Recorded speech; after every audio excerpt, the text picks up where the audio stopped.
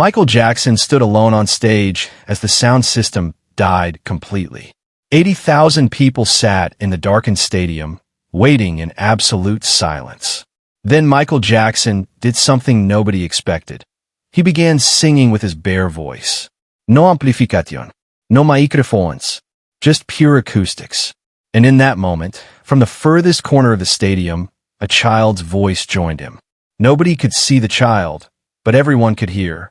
Two voices in the darkness, meeting at the moment a miracle was born. It was June 17th, 1995 at Stade de France in Paris. Michael Jackson was performing the opening night of his History World Tour European leg, and everything had been perfect until exactly 9:47 p.m. Michael had already electrified the crowd with Scream, They Don't Care About Us, and Smooth Criminal. Now he was preparing to perform his most emotional song, Heal the World, when the unthinkable happened.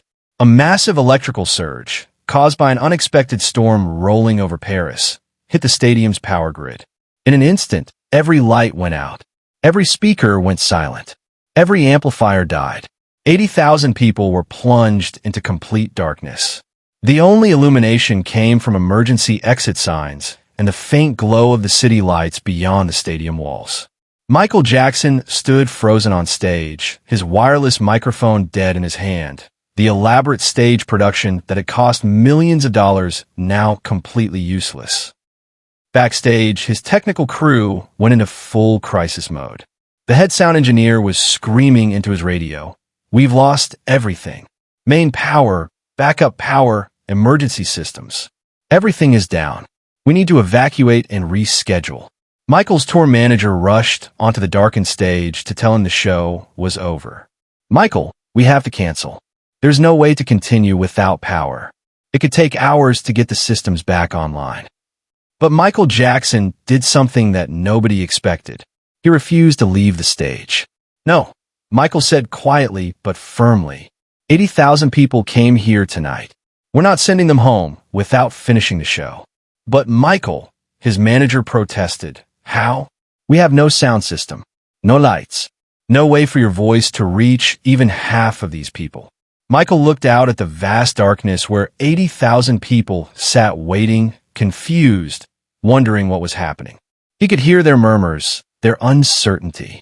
And then Michael Jackson made a decision that would become legendary in music history. "I don't need technology," Michael said softly. "I just need my voice." Before anyone could stop him, Michael walked to the very front of the stage. He put down his dead microphone. He took a deep breath.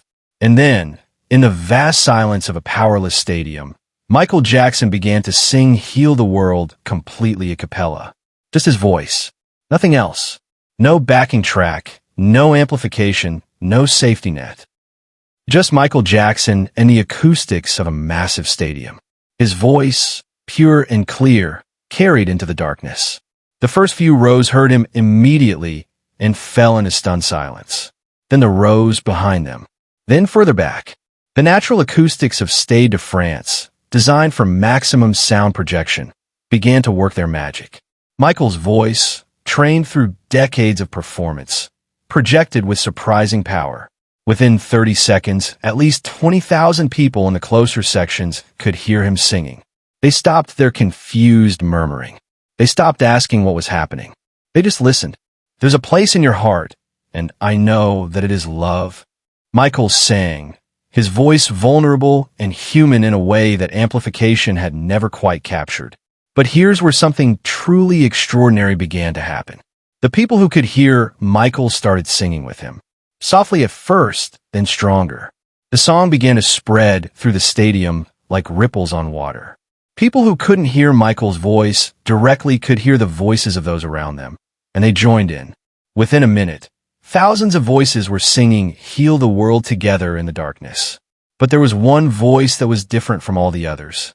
One voice that cut through the darkness with crystalline clarity and perfect pitch. In section 412, in the highest tier of Stade de France, as far from the stage as it was physically possible to be, while still inside the stadium, sat 8-year-old Lucas Moreau and his father, Jean-Pierre. Lucas was a small boy with a condition his doctors called selective mutism. He had not spoken a single word since his mother died in a car accident 2 years earlier. Not to his father, not to his teachers, not to his therapists. Lucas communicated through writing and gestures, but his voice had been locked away behind walls of grief that nothing could penetrate. Jean-Pierre had brought Lucas to this concert as a last desperate hope. Lucas had always loved Michael Jackson's music.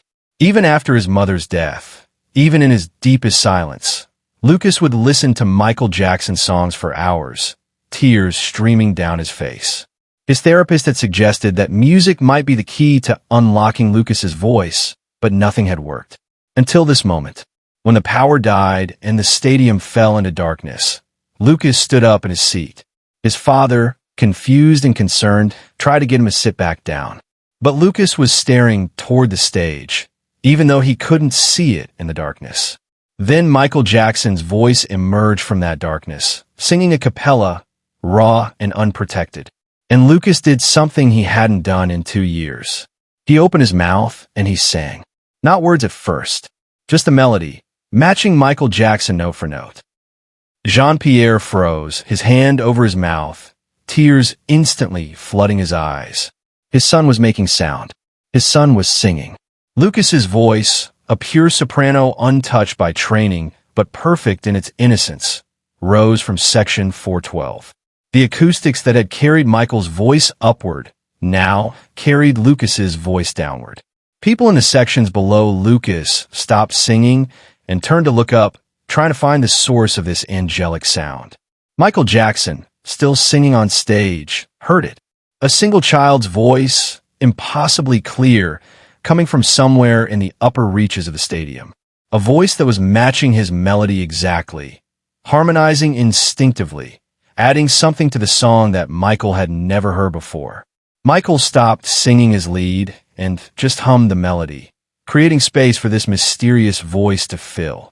80,000 people fell completely silent, listening to a child they couldn't see singing from the darkness. Lucas sang the next verse of Heal the World.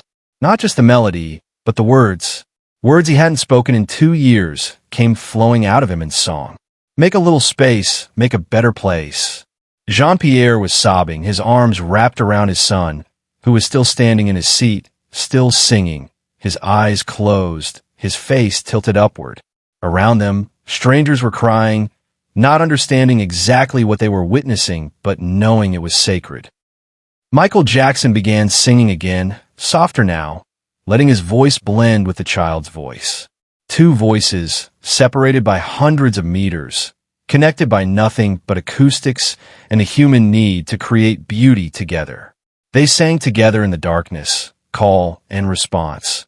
Michael leading and the child answering, creating a duet that should have been impossible without technology. The moment lasted perhaps 3 minutes, though everyone who was there swore it felt like hours. Time seemed to stop. The darkness, which had seemed like a disaster, now felt intentional, like the universe had arranged this exact moment. When the song ended, the silence that followed was deeper than any silence before it. Then someone in the crowd began to clap. Then another. Then sections at a time. Within seconds, 80,000 people were applauding in the darkness, many of them crying, all of them knowing they had witnessed something that would never happen again. Michael Jackson stood on the stage, tears streaming down his face. Whoever you are, he called into the darkness, knowing his unamplified voice wouldn't reach the upper sections, but needing to say it anyway. Wherever you're sitting, thank you. You just showed me what music really is.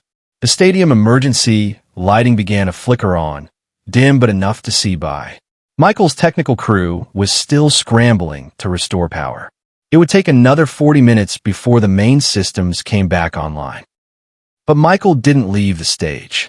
For the next 40 minutes, Michael Jackson performed an entirely acoustic concert in emergency lighting.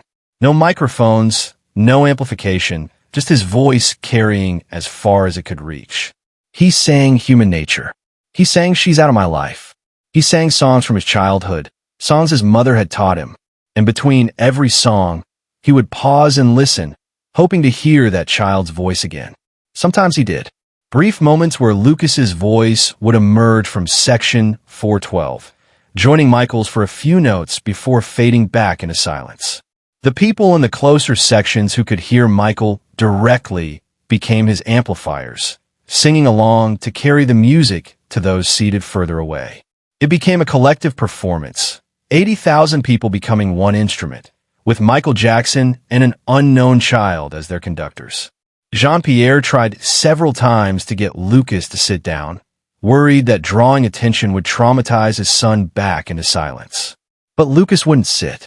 He stood in his seat for the entire 40 minutes, sometimes singing, sometimes just swaying to the music, tears rolling down his cheeks, finally releasing grief that had been locked inside him for 2 years. When the power finally returned and the stadium lights blazed back to life, Michael was in the middle of Man in the Mirror. The sudden amplification of his voice through the speaker system was almost jarring after 40 minutes of pure acoustic sound. Some people in the crowd actually groaned, preferring the intimate acoustic experience to the electronic enhancement. But Michael continued the show, determined to give these people the full experience they had paid for. He performed for another 90 minutes, every song now infused with an emotional intensity that hadn't been there before. He had been stripped down to nothing, forced to rely only on his voice and the connection with his audience, and it had revealed something essential about why he performed. After the concert, Michael refused to leave Stade de France. "I need to find him," he told his security team. "The child who sang with me. I need to find him." "Michael, there were 80,000 people here," his manager said. "How are we supposed to find one child?" "I'll wait all night if I have to," Michael said. "Someone knows who he is. Someone was sitting near him. We'll find him." Michael's team made an announcement over the PA system as people were leaving. "If you or someone you know sang with Michael Jackson during the power outage, please come to the stage entrance. Michael Jackson would like to meet you." Jean-Pierre heard the announcement. He looked at Lucas, who was holding his hand, still silent, but making eye contact in a way he hadn't done in months. "Do you want to meet him?" Jean-Pierre asked gently. Lucas nodded. They made their way through the exiting crowds to the stage entrance, where dozens of people were claiming they had been the singer. Security was overwhelmed, having no way to verify who was telling the truth. But when Jean-Pierre approached with Lucas, something changed. Lucas was wearing a jacket with his name embroidered on it. More importantly, when one of Michael's team members asked Lucas to sing something, anything, to verify his identity, Lucas opened his mouth and sang the opening line of Heal the World. The security guard's eyes widened. He grabbed his radio immediately. "I think we found him." Lucas and Jean-Pierre were escorted backstage, through corridors and past equipment, until they reached Michael Jackson's dressing room. Michael was still in his performance clothes, makeup smudged from sweat and tears, looking exhausted but unwilling to rest until he found the child. When Lucas walked into the room, Michael knew immediately. Something about the way the boy moved, the quality of presence he carried, confirmed what Michael's heart had already told him. "It's you," Michael said softly, kneeling down to Lucas's level. Lucas nodded, suddenly shy, unable to meet Michael's eyes. "What's your name?" Michael asked gently. Lucas looked at his father. Jean-Pierre, crying again, nodded encouragement. "You can tell him. It's okay." Lucas looked at Michael Jackson. He opened his mouth. And for the first time in 2 years, in front of a witness other than his father, Lucas spoke. "My name is Lucas," he said, his voice quiet but clear. "Lucas Moreau." Michael's hand went to his mouth. He didn't know Lucas's full story yet, didn't know about the selective mutism or the dead mother or the 2 years of silence. But he knew he was witnessing something important. "Lucas Moreau," Michael repeated. "That was the most beautiful singing I've ever heard. Where did you learn to sing like that?" "From you," Lucas said simply. "I listen to your music every day, since my mama died." Now Jean-Pierre stepped forward, his voice breaking as he explained everything. The car accident, the 2 years of silence, the therapist who had tried and failed to reach Lucas, the hope that music might be the key, the miracle that had happened in the darkness. Michael listened to the entire story, tears streaming down his face. When Jean-Pierre finished, Michael was quiet for a long moment. Then he said, "Lucas, can I ask you something? When you were singing tonight, in the darkness, What were you thinking about? Lucas considered the question seriously. I was thinking about my mama, he said. Your music makes me feel like she's still with me. When I heard you singing in the dark, I felt like she was telling me it was okay to use my voice again, that she wanted to hear me sing. Michael pulled Lucas into a hug, holding this small boy who had given him one of the most profound musical experiences of his career. Your mama is proud of you, Michael whispered. I know she is. And Lucas, I want you to know something. Tonight, when the power died and I was standing alone on that stage, I was scared. I didn't know if I could do it without all the technology. But then I heard your voice, and you showed me that music doesn't need electricity. Music just needs hearts that are willing to connect. You saved the show tonight. Not me. You. Michael Jackson spent 2 hours with Lucas and Jean-Pierre that night. He sang songs with Lucas, just the two of them. No audience, no pressure. He gave Lucas his personal phone number and made him promise to call anytime he felt his voice slipping away again. He arranged for Lucas to receive professional voice training with Michael's own vocal coaches. But most importantly, he validated for Lucas that his voice mattered, that his gift was real, that his mother would want him to share it with the world. Over the next several years, Lucas Moreau went from a selectively mute child to a professional singer. Michael kept his promise, staying in touch, flying Lucas to Los Angeles to record with him, featuring Lucas on several tracks of his later albums. Lucas's voice, that pure soprano that had emerged from darkness, became one of the most recognizable voices in children's choral music. But Lucas never forgot where his voice had been reborn. In section 412 of Stade de France, in the darkness, singing with Michael Jackson while 80,000 people listened. Michael Jackson talked about that night for the rest of his life. In interviews, he would describe it as the moment he understood what his career had really been about. All the technology, all the production, all the spectacle. Michael said in a 1997 interview, that's not what matters. What matters is the connection between human hearts through music.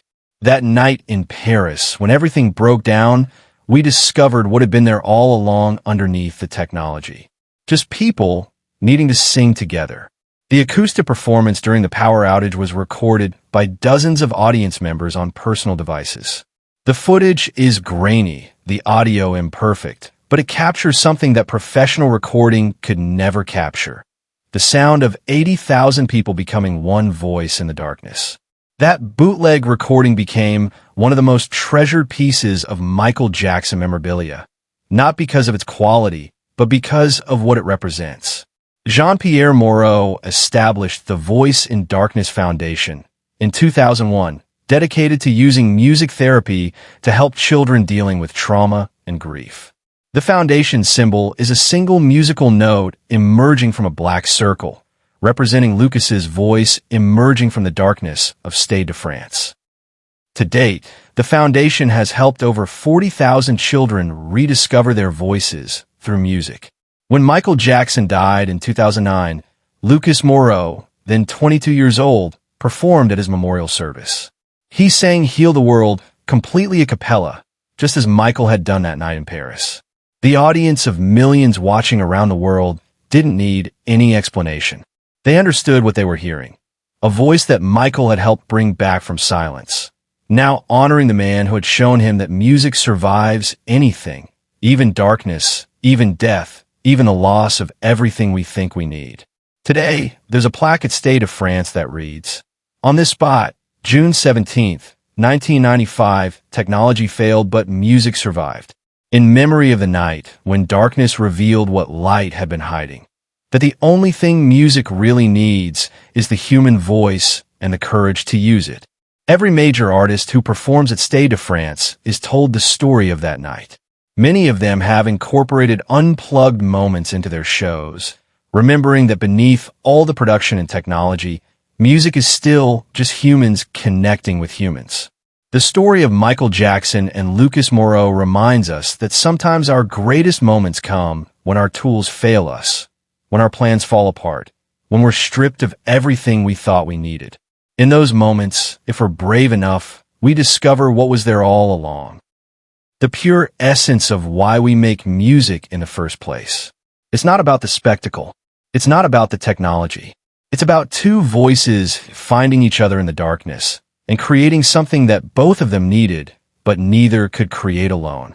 Michael Jackson lost his sound system that night in Paris. But in losing it, he gained something more valuable. The knowledge that his voice, his actual human voice without any enhancement, was enough. That his connection with people didn't depend on millions of dollars of equipment. That music, real music, survives anything. And Lucas Moreau, who had lost his voice to grief, found it again in the darkness by singing with someone who understood that sometimes we have to lose everything before we can find what matters most. If this story of finding voice in darkness moved you, subscribe to hear more untold stories about the moments when disaster became destiny. Share this video with someone who has lost their voice and needs to remember that it can be found again. Comment below about a time when something broke down but revealed something beautiful underneath.